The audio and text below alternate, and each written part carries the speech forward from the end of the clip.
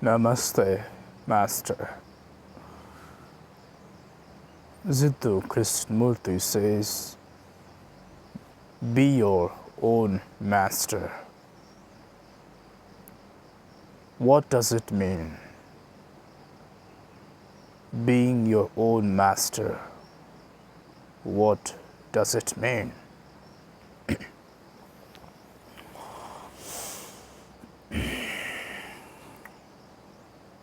Who is a master?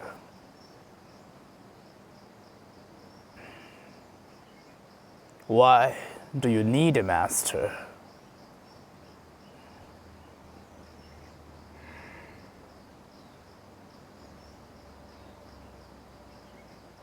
You are not able to hit your ego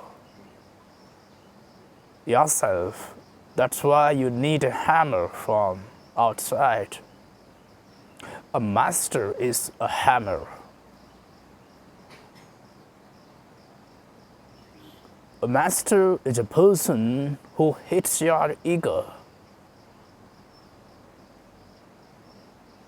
whom you allow to hit your ego, before whom you do not complain.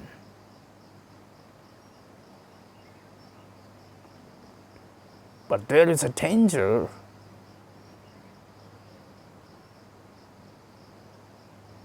There is a chance that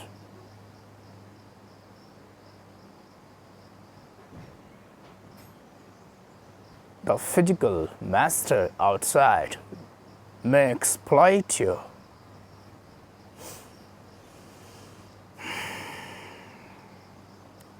This is the fear that you have.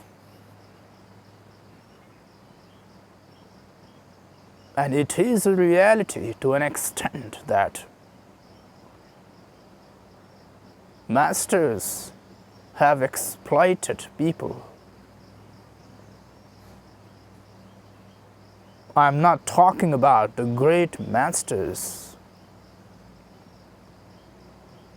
I am not talking about the sages and the seers.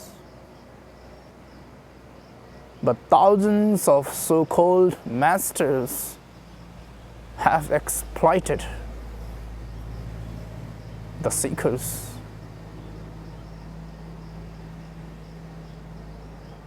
Instead of leading them to truth, they were led to even deeper darkness.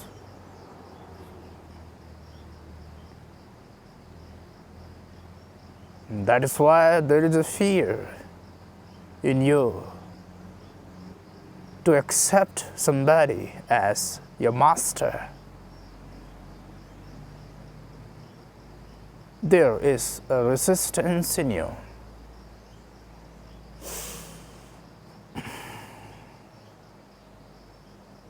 And because of this fear, you want to be your own master. JK told you to be your own master.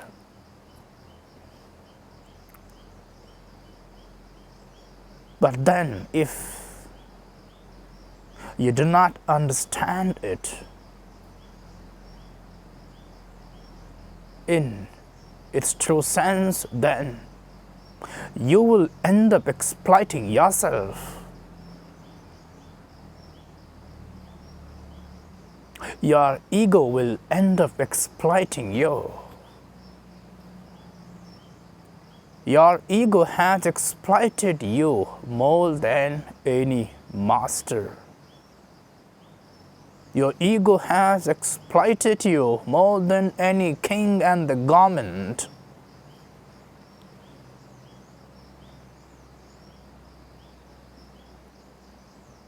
Your ego has cheated you, looted you, more than anybody can ever. So when you say being your own master, it is a very sensitive thing. It can be dangerous as well if you don't understand it in true context. So who is a master? A master is somebody who hits your ego.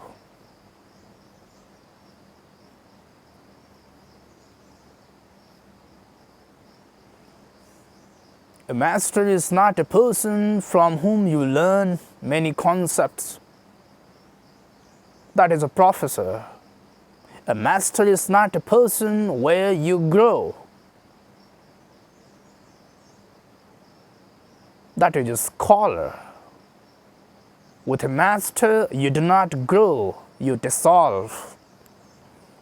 With the master, you do not learn,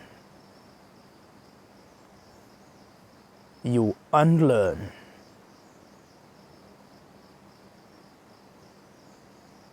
The only job of a master is to hit your ego.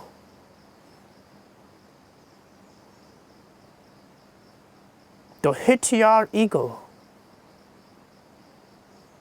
to free you from your ego, to hit your ego, not to hurt you, but to liberate you. You're caught in a tight grip of your own ego. It has become very hard, cemented. Without hitting it with a hammer, it cannot break. A hammer is needed. Hands are not going to be enough. A master is a hammer.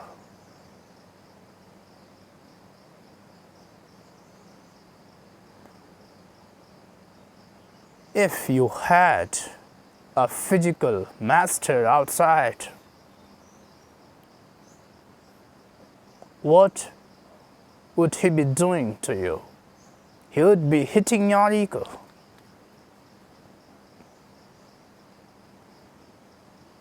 He would be loving you as well, taking care of you as well. He would be doing 10 more things, but the primary thing is to hit your ego, to shatter your ego. Whether you like it or not, he does not care. He does not care what you like, what you love. He cares what is truly the highest for you, what is truly the best for you. And what is truly the highest, you might not even like it. You might not love it. What you love is what feeds your ego. What you like is what feeds your ego. And the very job of a master is to hit your ego. So if you have a physical master outside, what he would be doing to you, you have to do the same when you become your own master. Becoming your own master does not mean now you do what you love to do, now you do what you like to do. Being your own master does not mean you're feeding your ego. Being your own master means you consciously hitting your own ego. The work which a physical master would have done, now you are doing it yourself. And this is very tough. You hitting yourself is tough.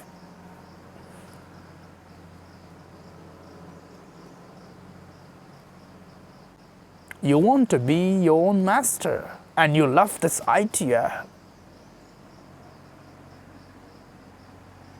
Everyone wants to be his own master. But why do you love this idea? You should not be loving this idea if you understand it in its true context.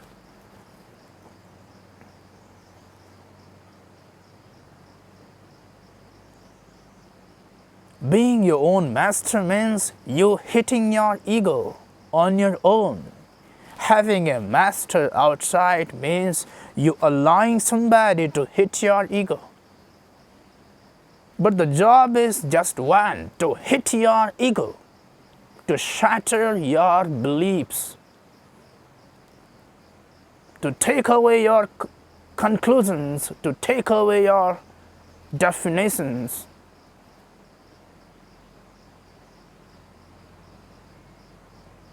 There is just one job.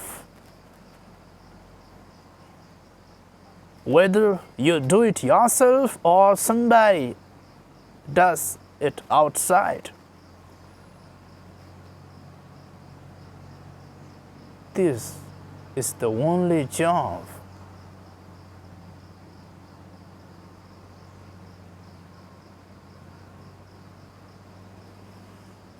You want to be your own master because now you can do what you like to do and you can bring justifications to do that. Now you will do only those kinds of practices where you feel comfortable. Now you will believe only those things where you feel comfortable. If you had a master, he would have hit you very hard. He would have shattered your beliefs, but now there is nobody. Now you are your own master. Nobody is there to stop you. Now you can do what you want. And this is what you always wanted. The freedom to do what you want. But this freedom is not the freedom. This is the command from your ego to you.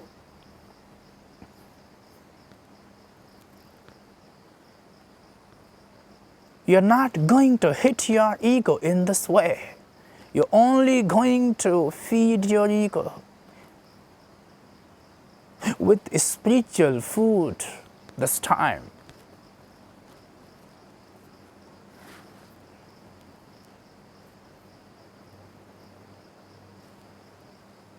Why do you love the idea of being your own master? Who in you loves this idea? Who in you smiles?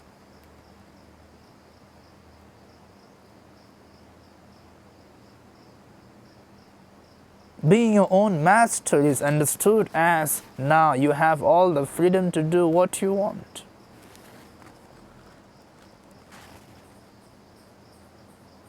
Now you can relax. Now you can produce logic for everything that you wish to do.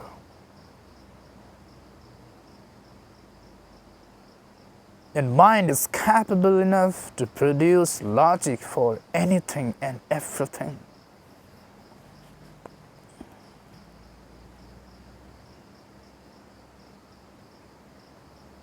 When you say you are your own master, what does it mean? Why do you say it so happily? Because somewhere you're feeling comfortable. Somewhere there's nobody to question you. You can sleep whenever you want. You can do whatever you want. You can remain in your conditionings.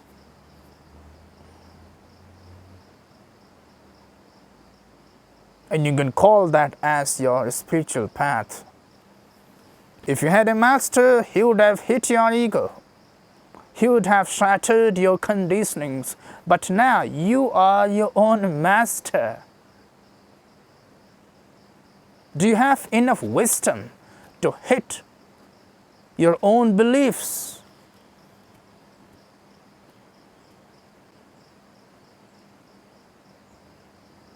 Do you have enough wisdom to drop your conditionings?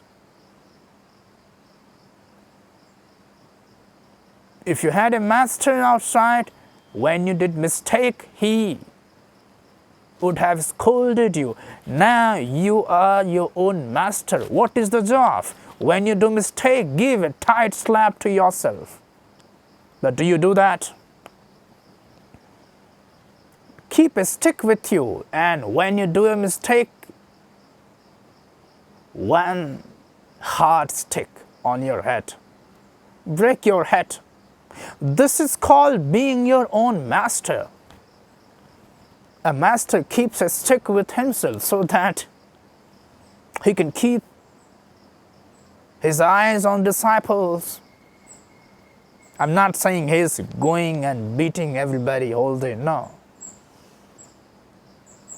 I mean, he is strict with the seekers, with the disciples. He has his eyes on the disciples. He's there to guide him. When you be your own master, this is what you should do. Keep a stick with yourself, and every time you lie, one stick on your head. Will you do it? This is what is called being your own master. What a master would be doing to you, you do that yourself to you. Then you are your own master. Otherwise, you are an egoistic person. You're doing what you want to do. You're comfortable in your beliefs.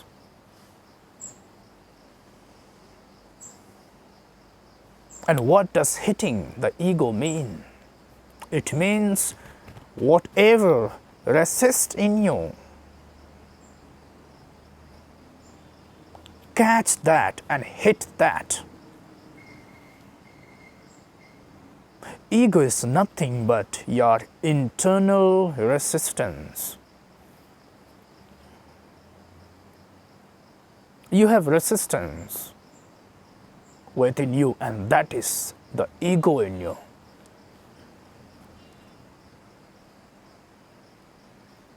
You want to sleep till 8 a.m. If you had a master, he would have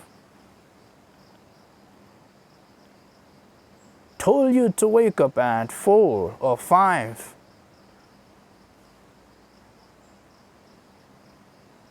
He would be strict with you. Now you are your own master. What will you do? What should you do? You will find logic to wake up at 8 a.m. You will say, no, it's okay, live the way life is. But are you truly living the way life is, or you are just a lazy person, just a careless person? Now, if you are your own master, what should you do? You pick a stick and hit at yourself. But why did you not wake up at 5? Why do you want to sleep till 8 a.m.? This is what being your own master means. If you had a physical master, he would be very strict with you. Now you are your own master. You should be super strict with yourself. There's something in you resist. Hit that. This is a tougher job. Being your own master is tougher than having a master outside. If you really become your own master, you will not like this idea. You will hate it. You will say, thank God I am not my own master. I have a master outside. You will say, I wish I had a master outside. Otherwise, what a torture it is to become my own master. I have to hit myself with my own hands. This is tougher. Your idea of being your own master is very egoistic. You think it is more about freedom from the other masters. Be your own master. Now you feel freedom from all the masters outside. But the purpose is not the freedom from the masters outside. The purpose is to hit your ego. This is what a master will do. If you be your own master, this is what you should do. Will you do it? Can you do it? Can you hit your ego by yourself? Hitting the ego means whatever you resist, do that.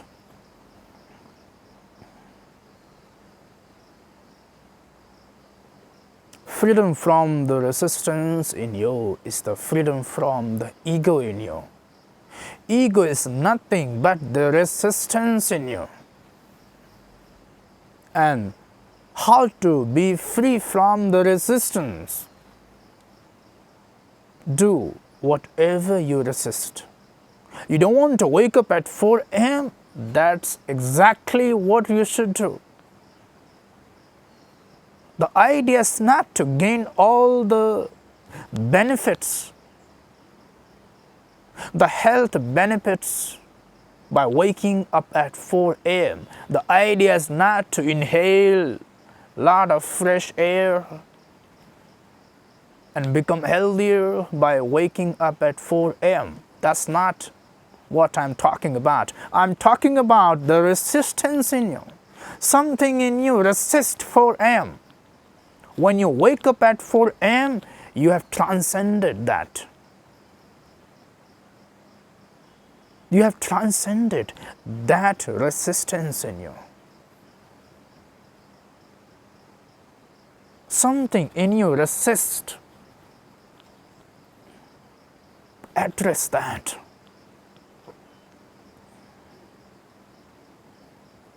You want to eat junk foods. Something in you resists healthy foods. Being your own master means give a good slap on your cheeks and say, eat fruits and vegetables. Do hell with your likes and dislikes. You must say to yourself, I don't care. My love for junk food. I hate vegetables. I hate the taste of fruits. My taste buds don't like them. But I don't care because I am my own master. If I had a master outside, this is what he would have done. He would have stopped me from eating junks. He would have told me, he would have forced me, in fact, to eat the fruits and vegetables. I do not have a master outside. I am my own master. What will I do? I will force myself. The idea is not to eat fruits and vegetables. The idea is to transcend the resistance in you. Something in you resists.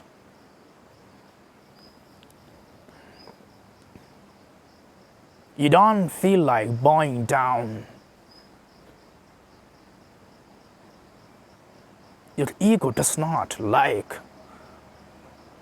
bowing its head before anybody.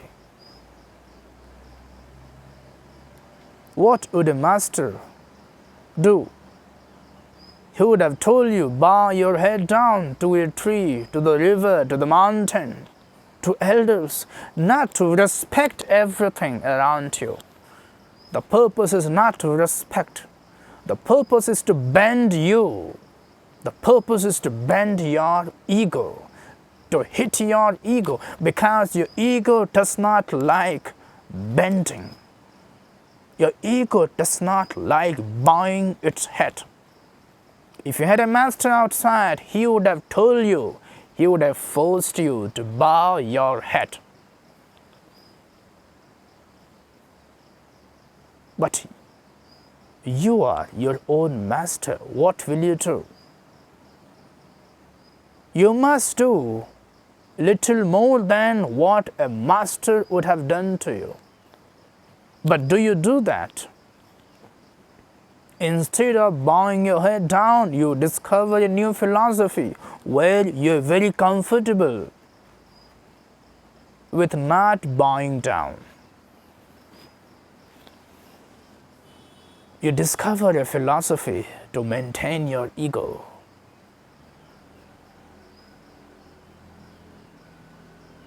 If you are your own master, then you must tell yourself that I will bend my ego no matter what. I will bow my head down to 1,000 people, 1,000 trees, 1,000 stones. Well, my ego does not like it. My intellect is against it. My logical mind says, why are you bowing down to stones?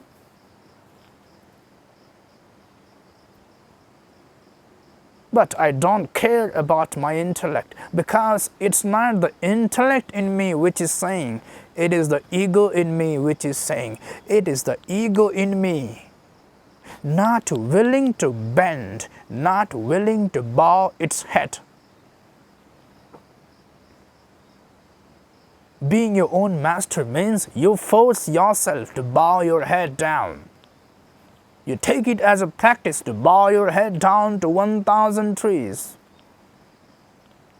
to the dogs, to the cows. Bow your head down to the donkeys. Not to respect donkeys, but to bend your ego. Wherever you feel it's impossible to bow your head down, that's where you should bow your head down, so that your ego gets shattered. I'm not talking about who is worthy enough, who is that respectable person before whom you can bow your head down. I'm not talking about somebody outside, whether they are worthy of it or not. I'm talking about you bending your ego as a technique to you bend your ego. Is it easy? Tell me. Your master would tell you to bend your head,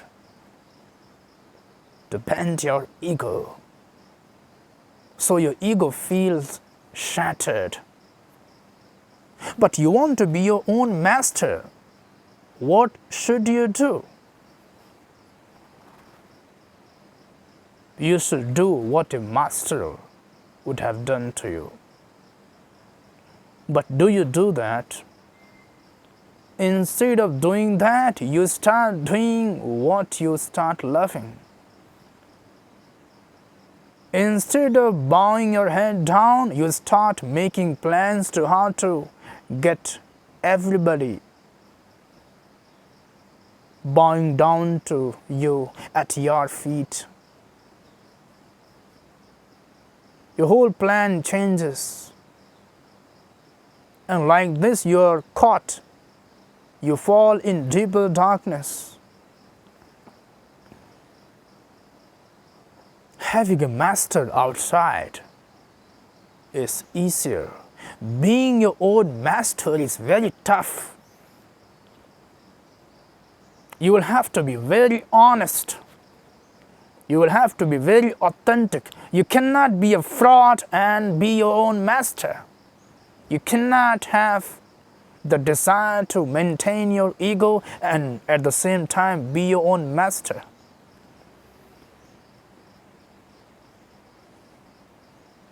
You love the idea of being your own master because in this you feel freedom from all other masters. And why do you feel the sense of freedom from all other masters? Because you do not like what they say. You do not like what they do to you. And who in you does not like it? The ego in you does not like what the masters say outside. The ego in you does not like what the masters outside suggest to do. The ego in you hates the masters because the masters are hitting the ego in you.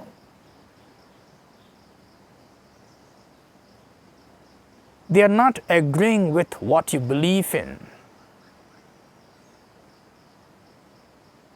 In fact, they are shattering your beliefs by his statements, by his techniques, by his methods.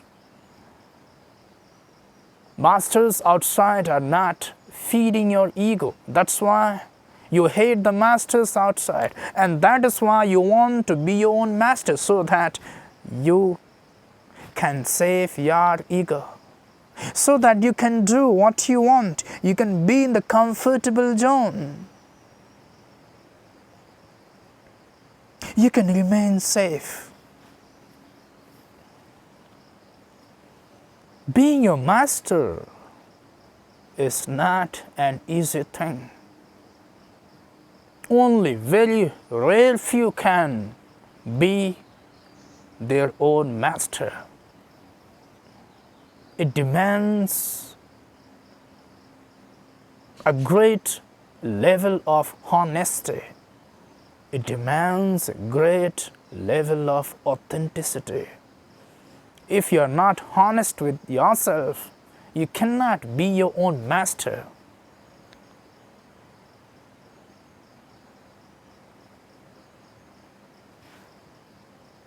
Everybody wants to be their own master because they hate the masters outside.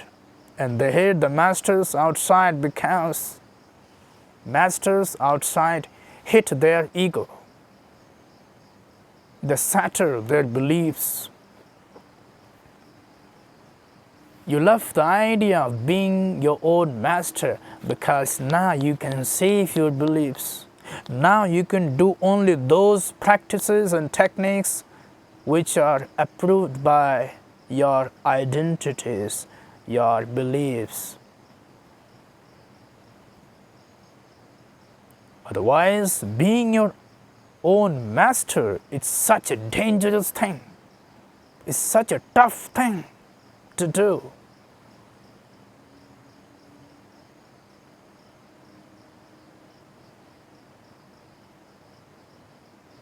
It is not an easy thing to do.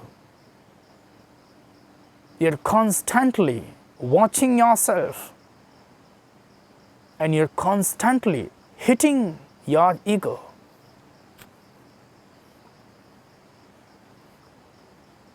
You can say, no, I can also learn many things on my own. I can learn from life. Life is my school. I'm life's student. I'm learning on my own. I do not need a master. But it is not about you learning, you growing. It is about you dissolving. Anyway, master does not teach you anything. And one who teaches you too much is not a master. The only job of a master is to hit your ego, period. He always keeps you on your toes. He always pushes you to the extreme. It is not about you learning all by yourself. You can learn many things all by yourself. That's a wonderful thing. But can you hit your ego by yourself? Do you have this much wisdom to hit your ego by yourself? Then you can be your own master. Otherwise, you are going to be just a person feeding one's own ego.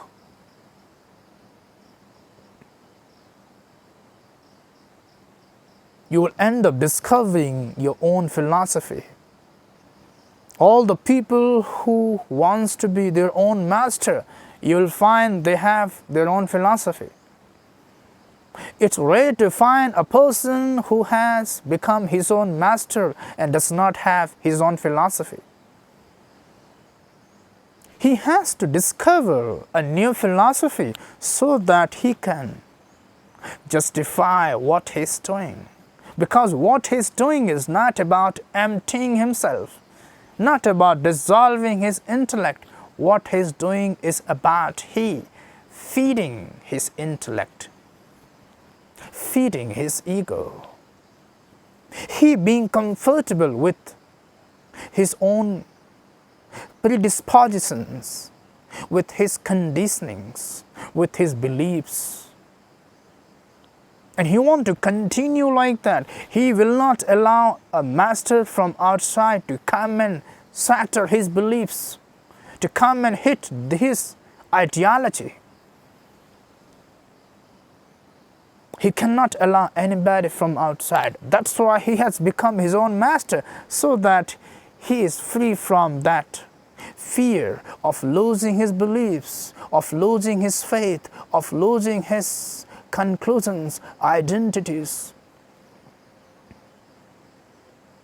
And now he has discovered a new philosophy which justifies his own way of life.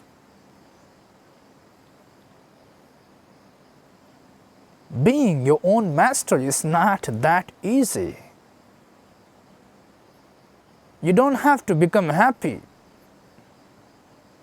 It is more sad than happiness. My wish and blessing is that may you find a master outside, because being your own master is such a torture. It's such a torture. It's not easy. If you have a master outside, sometimes you can even hide things. Sometimes even you can lie, because he is not looking at you throughout the day. But suppose now you are your own master. You know what you're doing. You know when you are lying. You know when you are not loyal. You know when you are fraud. You know when you are being egoistic. You know about yourself, because it is you who is doing it. You come to know instantly. It can never happen that you won't come to know what you're doing, because the doer is you and the observer is you.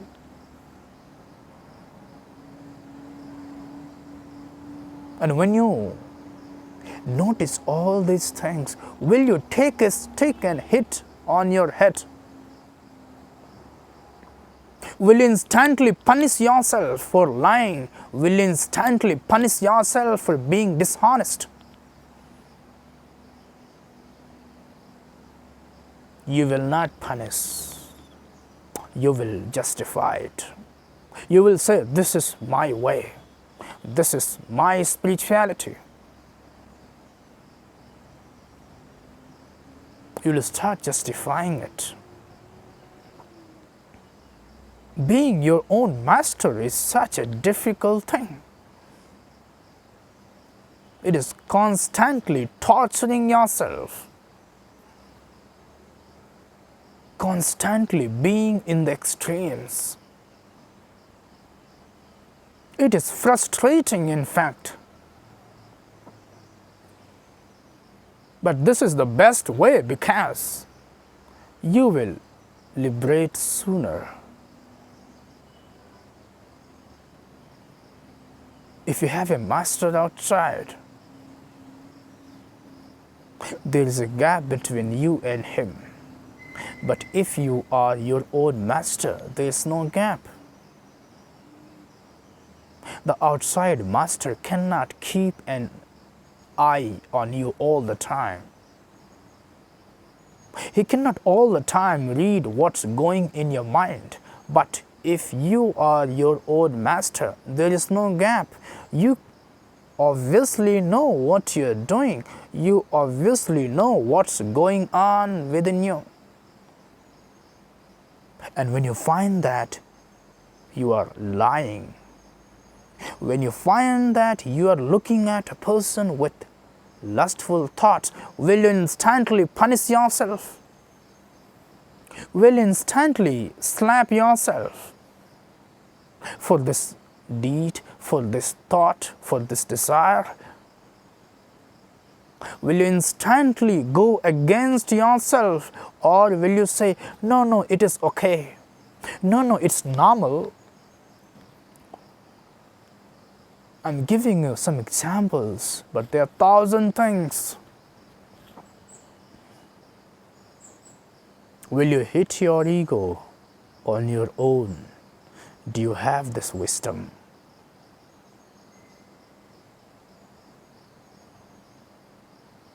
Being your own master is not a simple thing. It is a very high thing. Not everybody can be his own master. It is self-torture in a way. Can you do that? Forget about doing this.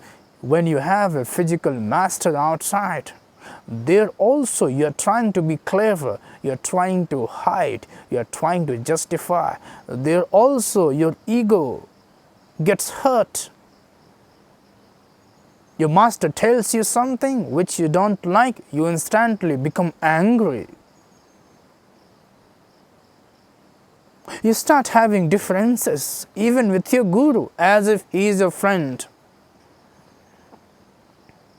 When you have a physical master outside, when he says something which is against your beliefs, you don't like it. Something in you starts thinking, whether should I be with this master or not? Should I leave the ashram and go somewhere else because this master is totally against me? But he's not against you, he's against what you believe, he's against your conditionings. So even with the physical master outside, you are clever, you are hypocrite, you have a dual face. Even there your ego gets hurt. How will you become your own master? Because being your own master now is about you doing what an outside master would have done. You hitting yourself. It is not about learning from life. It is not about growing. It is not about educating. It is not about improving. It is about hitting your ego. Whatever you resist, hit that. Will you do this? It is such a self-torture. It is. But it is not a torture to the self. It is a torture to the ego in you. Not to the self. To the self, it is a liberation. It is a freedom. To the ego, it is a torture. In a way, spiritual path is about you torturing your ego. If you had a master outside, he would be torturing your ego, not you.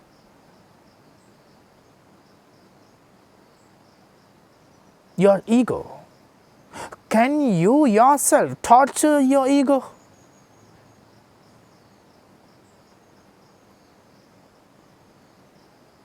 Can you do it? Do you have enough courage and wisdom to do it? Or you will label it as torturing the self, and you will say, oh, no need to torture the self, let's accept the way life is. You will start talking a new philosophy only to support your ego, only to become little more comfortable so that you don't have to be in the extremes. You can sleep on your bed with soft blanket and be spiritual, and from there you can watch videos of enlightenments. Sleeping on the bed, you become a Buddha.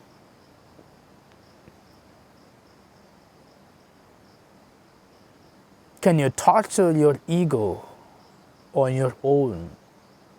If you can do this, then you can be your own master. How to torture the ego? Whatever ego wants, give exactly opposite of that. Because self in you does not want anything. Only the ego in you wants. The self in you wants nothing. The self in you has no likes, no dislikes. Only the ego in you has likes and dislikes. The self is longing for nothing. The only longing is of ego. Whatever your ego wants, give exactly opposite of that. Now it is such a torture. Can you do it? Your ego wants to sleep at 1 a.m. in the night. You say, sleep at 10. You don't like to sleep at 10 p.m., but this is the practice. Go against what you believe in, what you are comfortable with. Keep a stick with yourself, and every time you see that your ego is trying to be clever, trying to convince you to do something, hit on your head.